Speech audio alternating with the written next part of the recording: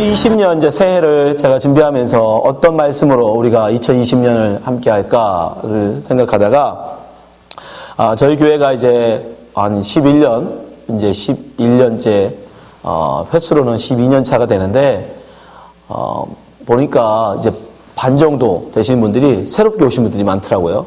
그리고 또 복음이라는 것이 많이 들어봤지만 또 다시 한번 또 들어서 새기는 게 굉장히 중요하기 때문에 새롭게 오신 분들은 정말 준호하니 교회에서 전하고 있는 복음이 무엇인가에 대해서 좀 가르쳐 드려야 하고, 또 그동안 들으셨던 분들은 다시 한번 복음으로 돌아가서 다시 그 은혜의 복음, 그 말씀으로 우리가 다시 한번 세울 필요가 있겠구나라는 생각이 들어서 2020년에 우리가 다시 복음으로 돌아가자.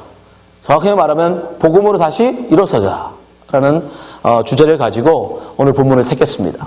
회개하라, 천국이 가까웠느니라. 예.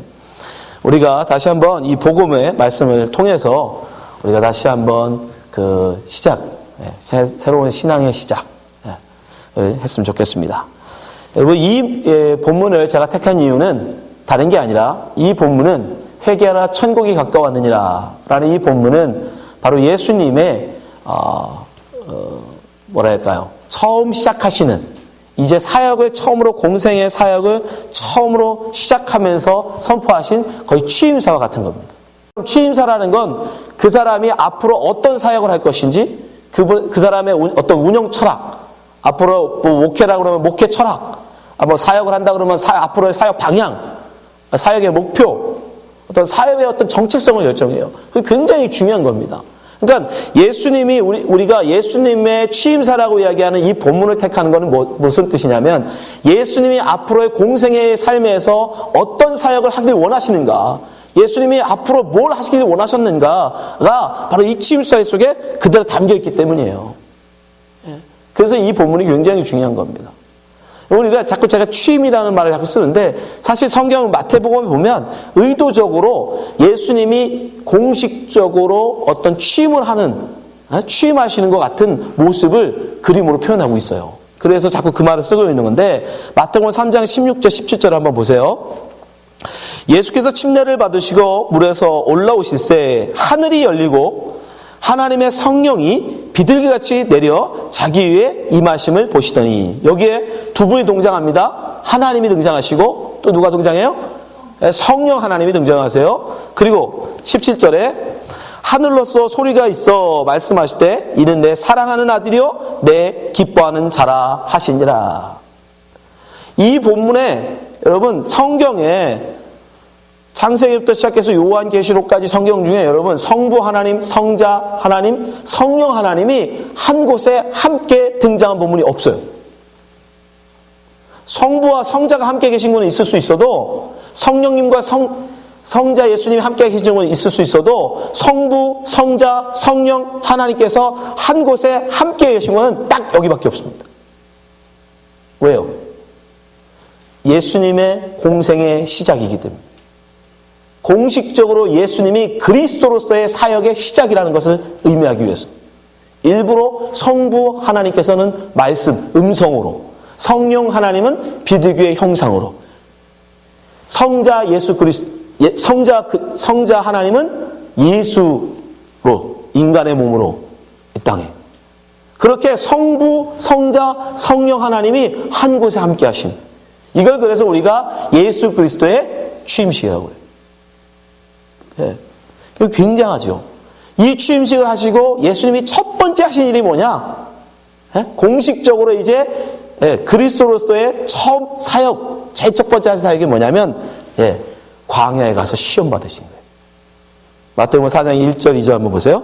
그때에 예수께서, 그때가 언제예요? 취임을 하시고 이후에요. 이제는 인간 예수, 사적인 예수, 그러니까 마리아의 아들로서의 예수가 아니라 이제 성자 하나님으로서의 그리스도의 그 사역을 시작하신 예수를 의미하는 거예요. 그때 예수께서 성령에게 이끌려 마귀에게 시험을 받으러 광야로 가사, 그리고 뭐 하세요? 40일 밤낮을 금식하신 후에 죽이신지라.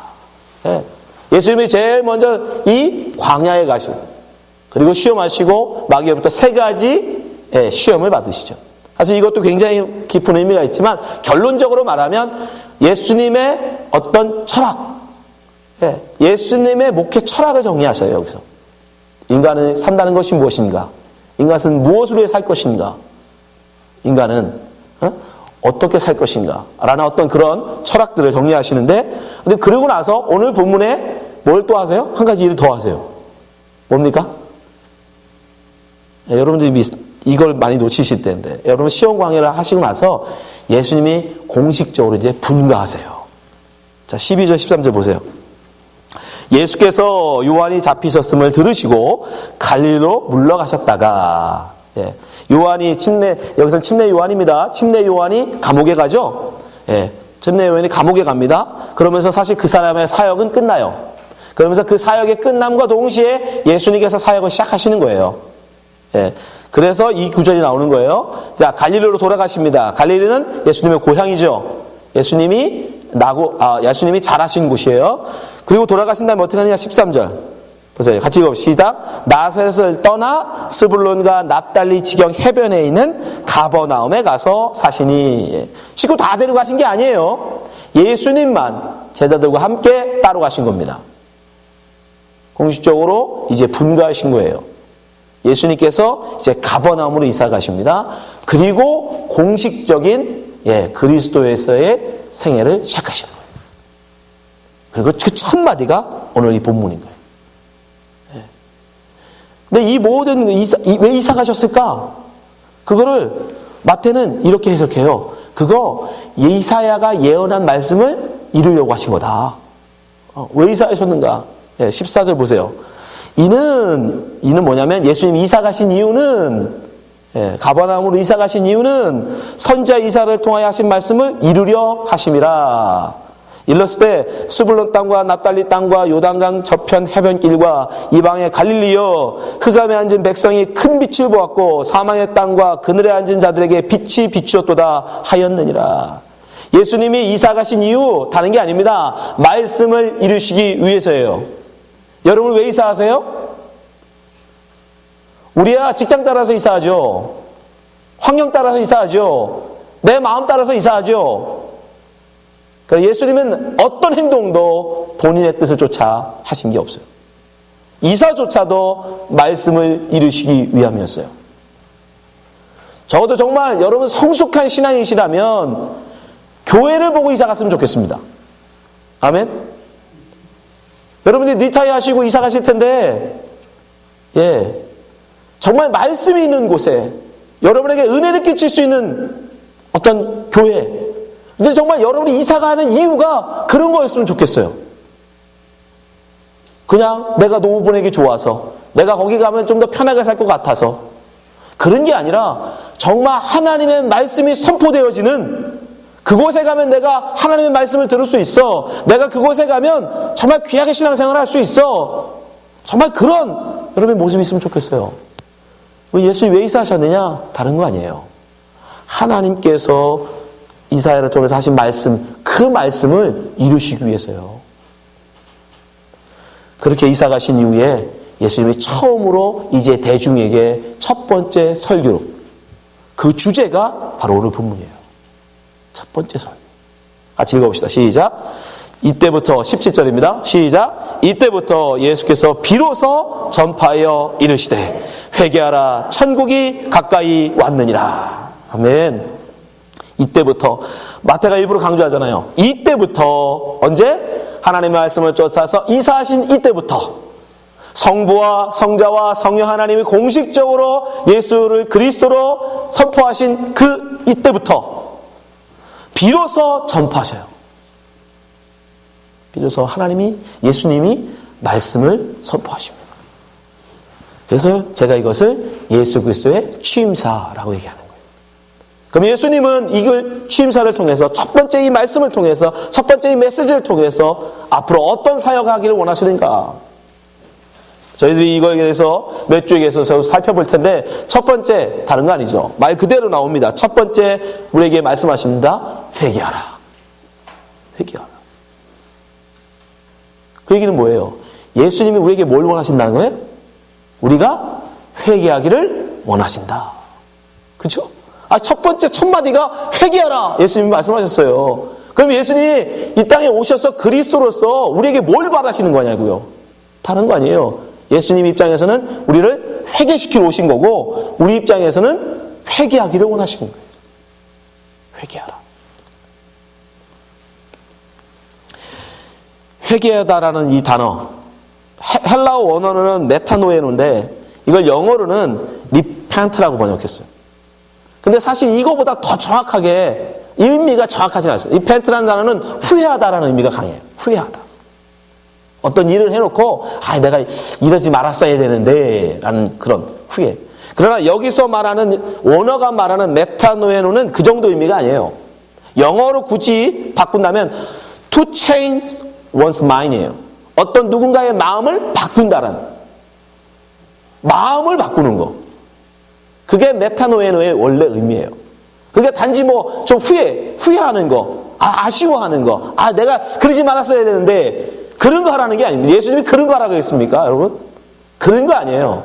예수님이 지금 회개하라 할 때 이 회개는 그런 게 아니라 네 마음을 바꿔라. 다른 성경의 본문으로 보면 네 마음을 갈아엎으라라고. 네 마음을 갈아엎으라.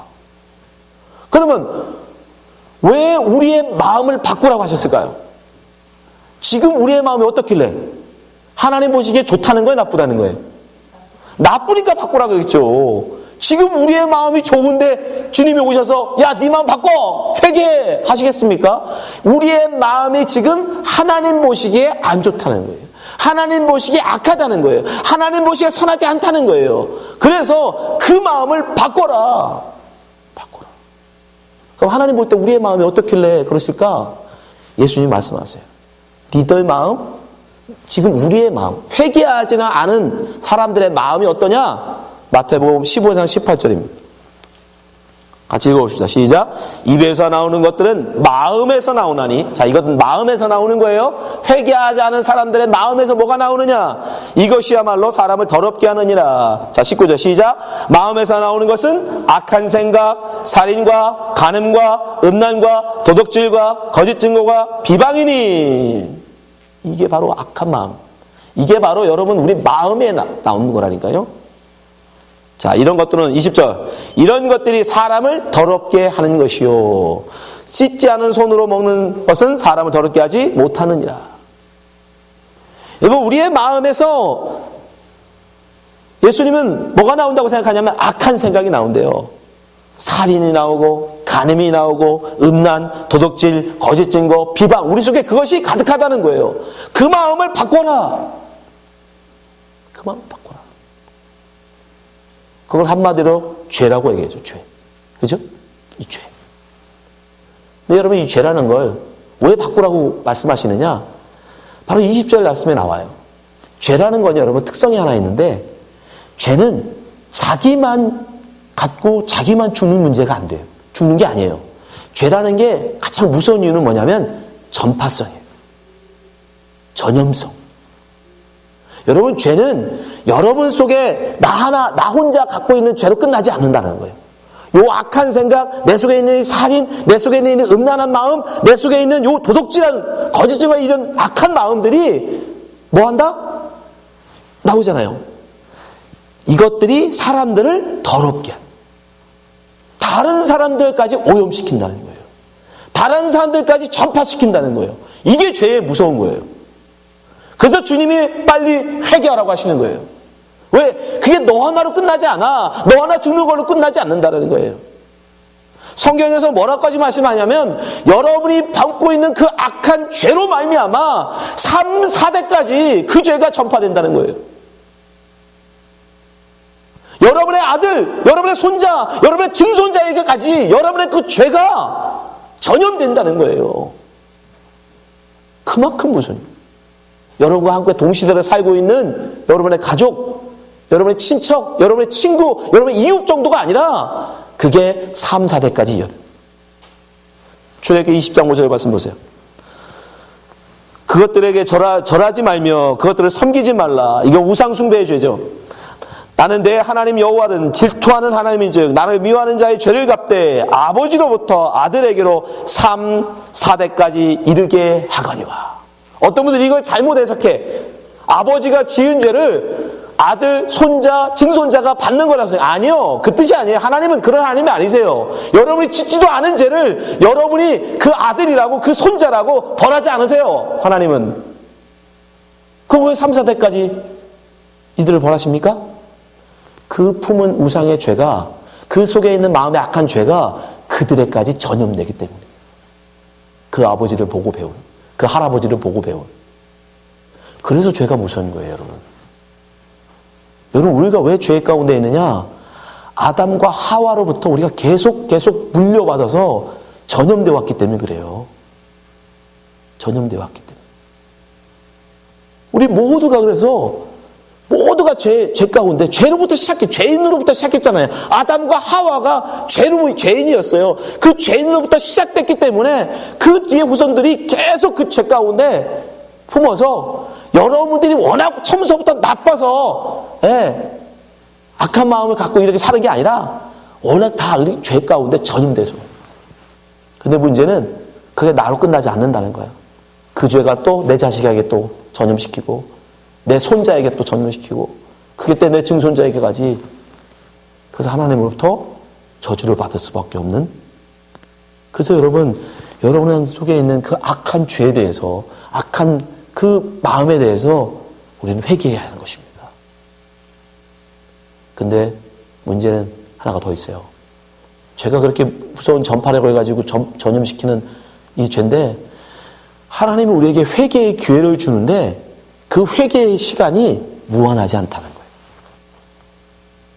그 악한 마음을 빨리 돌아서서 변화시켜서 회개할 수 있는 기회가, 문제는 한시적이라는 겁니다. 제한적이라는 거예요.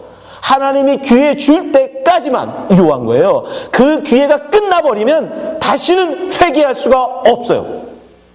그게 문제예요.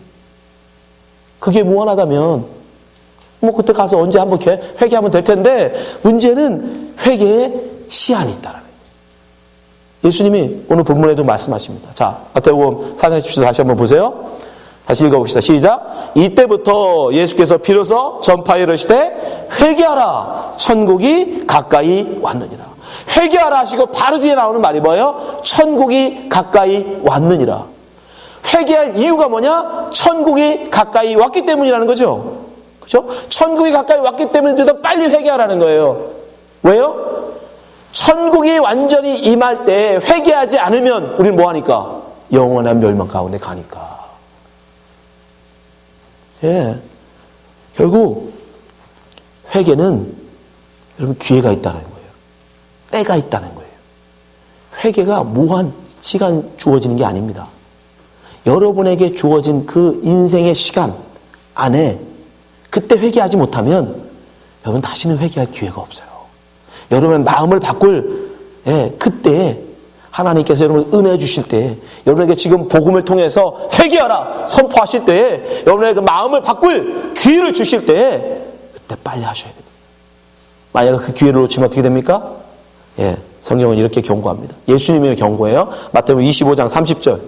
여러분 회개하지 않으면 이런 벌을 받습니다. 3절 시작. 이 무익한 종을 바깥 어두운 데로 내쫓으라. 거기서 슬피 울며 이를 갈리라. 내가 그때 회개할 거라고 어떤 분들은 이를 갈았다라고 생각하는데 그런 이가 한다는 뜻이 아닙니다. 헛된 것을 먹고 살게 된다는 뜻이에요. 배부르지 못한 것을, 헛된 그것을 먹고 살아야 되는, 쉽게 얘기하면 허망한 삶을 살아야 된다는 뜻이에요. 왜요? 회개의 기회가 사라지기 때문에. 여러분, 하나님부터 어두운 데로 내가 쫓긴다. 그건 뭘 의미하겠어요? 지옥을 말하는 거예요. 여러분, 지옥 그러면 어떤 분들은 또 자꾸 동양적인 생각으로 저 땅속 어디 깊은 곳에 막 불이 꽉 끓고 막 이런 지옥 생각하시는데, 여러분, 지옥이라는 건 다른 게 아닙니다. 지금 여러분도 경험할 수 있어요. 소망이라는 것이 사라지면 그게 지옥입니다. 여러분에게 내일이 오늘보다 나을 것이라는 기대, 소망이 사라지는 순간 여러분은 지옥을 맛보게 돼요. 반드시. 여러분의 건강이 오늘보다 내일이 날 거야. 여러분의 인생의 삶의 행복이 오늘보다는 그래도 내일이 날 거야 라는 기대가 있기 때문에 여러분이 지금 그나마 살고 있는 거예요. 여러분 그게 사라지는 순간 인간은 어떻게 합니까? 지옥을 맛보게 다는 거 아니에요. 근데 여기서 내어 쫓겨 일을 간다 뭐냐면 다시는 참된 양식을 먹지 못해요. 다른 말로 하나님께 다시는 말씀을 안 주겠다는 거예요. 다시는 은혜의 기회를 안 주겠다는 거예요. 다시는 회개할 수 있는 시간을 안 주시겠다는 거예요. 은혜가 없는데 어떻게 회개합니까? 그 소망이 사라지는 순간 그 사람은 이제 그게 지옥임을 깨닫게 됩니다. 여러분, 회개는 기회가 있어요.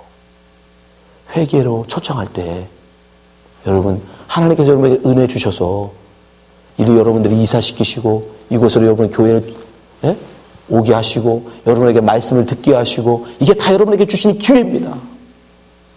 아직도 건강을 주셔서 교회에 나와서 말씀을 들을 수 있는 이 모든 것이 지금 하나님께 여러분에게 베풀고 있는 은혜예요. 이 은혜의 때를 여러분이 놓치는 순간 그때 회개하지 못하는 순간, 그때 여러분의 마음을 바꾸지 못하는 순간, 여전히 그저 세상 것을 쫓아서 여러분 사다 보면 나중에 알게 돼요. 아, 이 허망한 것, 이 헛된 것, 야, 이것으로 내가 배부르지 못하는구나. 이것으로 내가 행복을 찾지 못하는구나. 그걸 딱 아는 순간, 그때는 이제 없어요, 기회가. 그때는 다시는 기회가 없어요. 여러분, 하나님께서 여러분에게 기회를 주십니다. 그 기회가 언제 끝나느냐? 그 기회가 끝나는 시간이 언제냐? 더 무서운 건 그거죠. 이게 밤에 도적같이 만나는 거예요. 여러분의 인생이 도적같이 끝날 수도 있고 이 땅에 예수 그리스도의 재림이 도적같이 임할 수도 있고 그건 어떤 방법으로 올지는 모르지만 문제는 여러분 그 때를 딱 끝나는 시간을 우리한테 알려주시면 좋겠는데 야, 너 이제 한 달 남았다. 너 이제 일주일 남았다. 이렇게 우리의 그 시한이 언제 끝나는지 알려주시면 좋겠는데 천국이 언제 임하는지 우리 알려주시면 좋겠는데 그러지 않으신다는 거예요. 불현듯 도적같이 갑작스럽게 임한다. 데살로니가 전서 5장 1절 보세요. 형제들아 때와 시기에 관하여는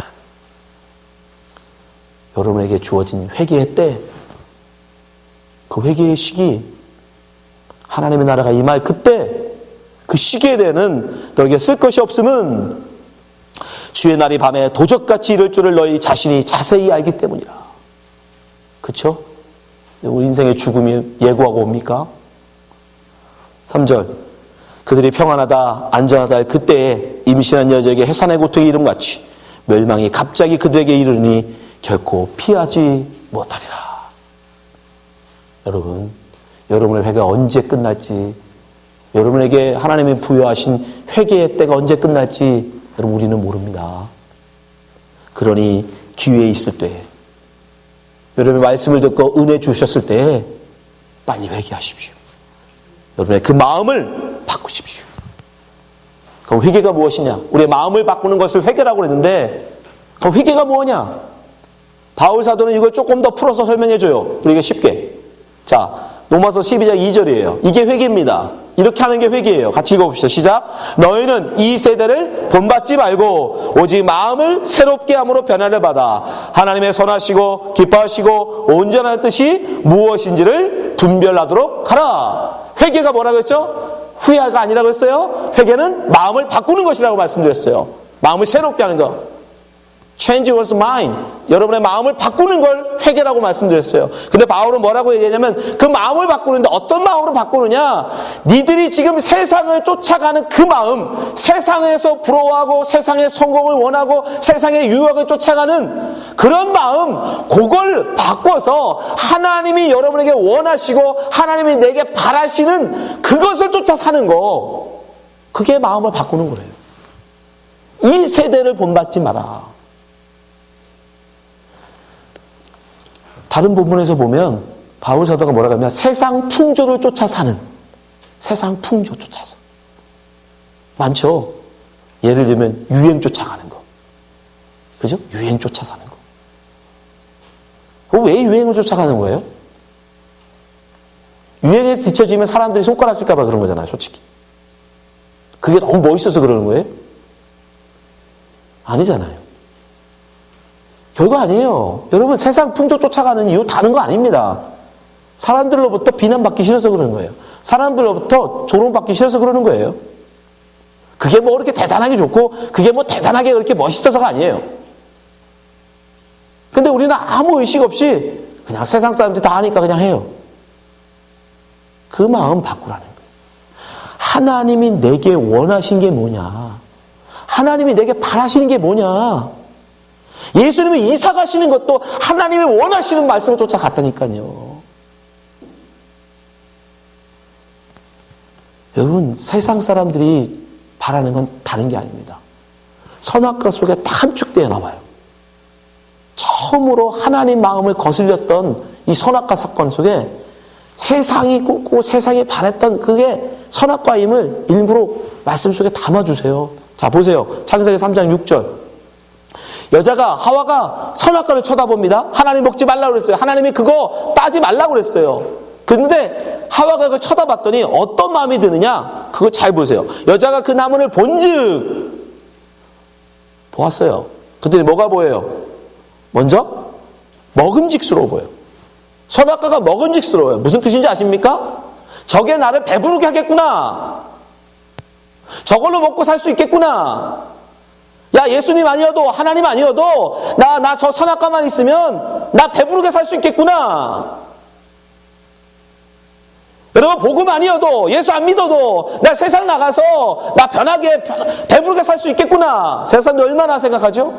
오히려 반대죠. 오히려 교회 나가면 배부르게 못 살아. 그죠? 예.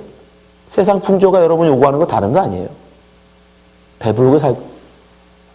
두 번째는 뭐가 보여요? 지혜롭게 보이더래요. 지혜롭게. 선악과를 따먹으면 자기가 굉장히 지혜로워질 것 같아요.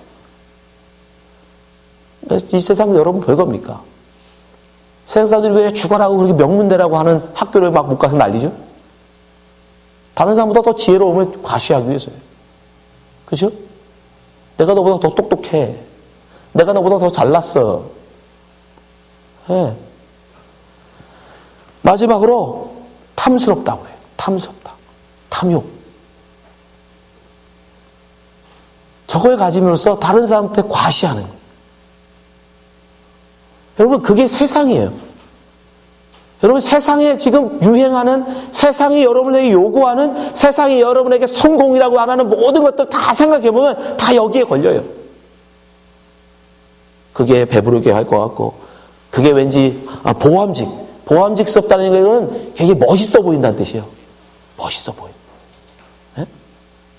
멋있어 보여. 왠지 그렇게 하는 게 똑똑해 보이고. 여러분, 다 그걸? 이게 세상이 여러분 요구하는 거예요. 근데 이것을 쫓았던 아담과 하와가 어떻게 돼요? 하나님부터 쫓겨난다는 거예요. 창세기 3장 23절. 여호와 하나님이 에덴에서 그들을 내보내요. 쫓아내십니다.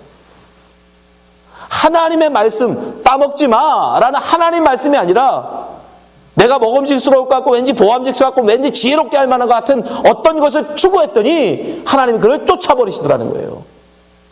근데 이 세상이 지금 그걸 여전히 하고 있는 거예요. 뭔가 성공이라고 하는, 세상 그게 행복이라고 얘기하고 세상에서 얘기하는 그것이 보람이라고 얘기하면 다 그냥 그리로 가는 거예요. 그게 하나님이 원하시는 건지 원하시지 않는 건지 그건 상관없어. 사람들이 다 하니까, 멋있어 보이니까. 그 마음을 여러분 바꾸셔야 돼요. 여러분, 그 마음을 바꾸지 아니하시면 여러분은 결코 회개할 수 없습니다. 아니, 회개했다고 말하면서도 여전히 세상에서 얘기하는 그런 지혜와 세상이 말하는 보암직함과 세상에서 말하는 배부름을 추구하고 있다면 여러분의 회개는 가짜예요. 여러분의 회개는 거짓입니다. 주님이 원하시는 회개는 그런 회개가 아닙니다.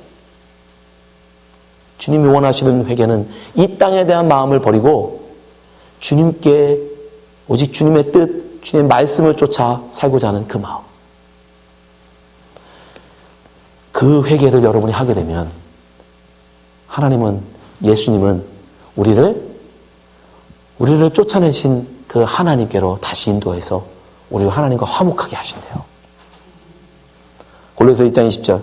그의 십자가의 피로 화평을 이루사 만물고 땅에 있는 것들이나 하늘에 있는 것들이나 그로 말미암아 자기의 화목게 되기를 기뻐하심이라. 전에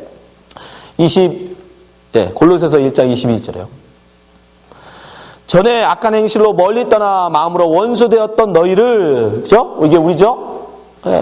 원수되었던 우리, 떠나버린, 하나님께 쫓겨나서 멀리 떠났던 우리를, 골로새서 2장 22절, 이제는 그의 육체의 죽음으로 말미암아 화목하게 하사 너희를 거룩하고 흠이 없고 책망할 것이 없는 자로 그의 앞에 세우고자 하셨으니.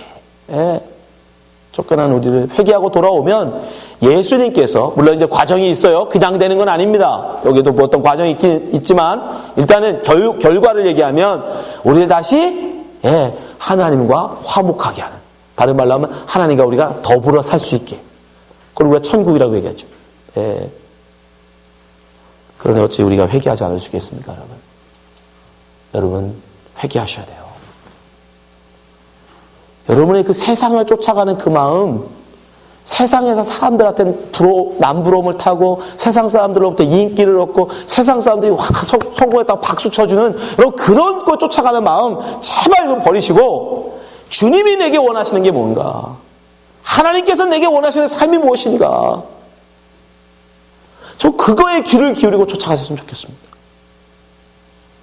세상이 여러분 얘기하는 성공이라고 얘기하는, 세상의 지혜라고 얘기하는, 세상에서의 부러움이라고 하는 모든 걸 다 누려본 사람이 성경에 나와요. 그게 누구예요? 솔로몬입니다. 일부러 하나님이 주신 거예요. 솔로몬보다 더 똑똑한 사람이 없어요. 지혜로운 사람이 없었어요. 솔로몬보다 더 배부르게 산 사람이 없습니다. 그렇죠? 솔로몬보다 더 부러울 게 없는 사람이, 특히 남자들한테. 정식 부인만 700명, 첩까지 합쳐 1000명이요. 뭐가 하나, 어떤 면으로도 이 시대에도 2000년이 넘은 3000년 지난 지금도 솔로몬보다 세상적인 뭐로도 뜨뜻뜨리지 않는 사람이 솔로몬이에요. 지혜로나 성공으로나 뭐로나 명성으로나. 근데 그 솔로몬이 마지막 말년에 여러분 후손들에게 남긴 말이 뭐예요? 헛되고 헛되니 모든 것이 헛되도다. 전도서 1장 1절 보세요. 다윗의 아들 예루살렘의 왕 전도자의 말씀. 솔로몬이 얘기하는 겁니다. 뭐라고 하는지 보세요. 2절. 전도자가 이르되 헛되고 헛되고 헛되며 모든 것이 헛되도다. 먹음직함도 보암직함도 지혜로움도 다 헛되다는 거예요. 모든 것이 헛되도다. 그런데도 여전히 쫓아가요. 그런데도 여전히 우리의 마음은 거기에 있어요. 여러분 그 마음을 바꾸시기 바랍니다. 누가복음 13장 3절 예수님 말씀하십니다. 너에게 이르노니 아니라 너희도 만일 회개하지 아니하면 다 이와 같이 망하리라. 또 회개하지 않으면 주님은 경고하십니다. 너희들 다 망하게 된다. 여러분 주님께서 우리에게 회개의 기회를 주십니다. 그 회개의 기회를 주실 때 여러분 주님께로 돌아가시기 바랍니다. 여러분 마음을 바꾸시기 바랍니다. 그렇게 회개하는 자에게 주님은 우리로 천국에 넉넉히 들어가게 해주시네요. 베드로서 1장 10절. 그러므로 형제들아 더욱 힘써 너희 부르심과 택하심을 굳게 하라. 너희가 이것을 행한즉 언제든지 실족하지 아니하리라. 이같이 하면 우리 주 곧 구주 예수 그리스도의 영원한 나라에 들어감을 넉넉히 너희에게 주시리라. 이 자리에 계신 모든 분들이 정말 그 악한 마음을 회개하심으로, 그 악한 마음을 변화하여 예수 그리스도가 원하시는 그 마음, 예수 그리스도께서 우리에게 바라시는 그 마음으로 회개하셔서 주님의 나라에, 하나님의 나라에 넉넉히 들어가신 성도 되시기를 주님으로 축원합니다. 기도하겠습니다.